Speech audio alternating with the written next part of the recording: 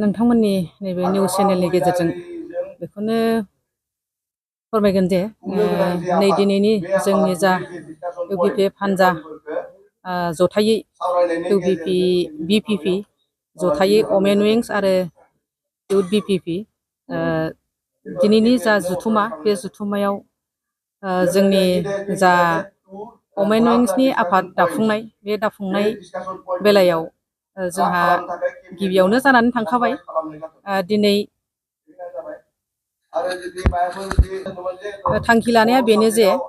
दा जोंनि आफाद दानायाव साक्सेसफुलानो होनजायो अब्लाबो बिनि गेजेराव जा लांदां जानानै थानाय साफा सानै बेफोरखौ सोसननायजों लोगोसे जों गामिफ्राव जयैनो जोंनि अमेन विंसनि गासैबो सोद्रोमाफोरा गामि गामियाव थांनानै रायजो राजाखौ नैबे बिपिएफ हान्जाजों जयैनो खौसेयैनो दावगालांनो थाखाय रायजोफोरखौ जेरैबायदि बुजायनांगौ बुंनांगौ बेबायदिनो जोङो आवगायलांनो बोसोन होदों। जोंनि खामानियानो जाहैबाय थांनाय जा जोंनि बिटिसिनि बायजोआव थानाय जोंनि जा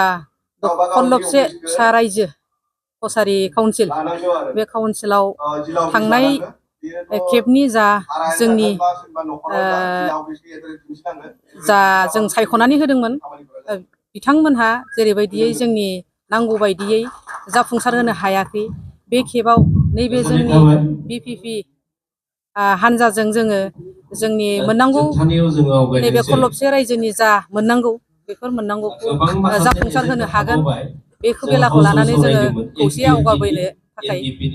नाजादों।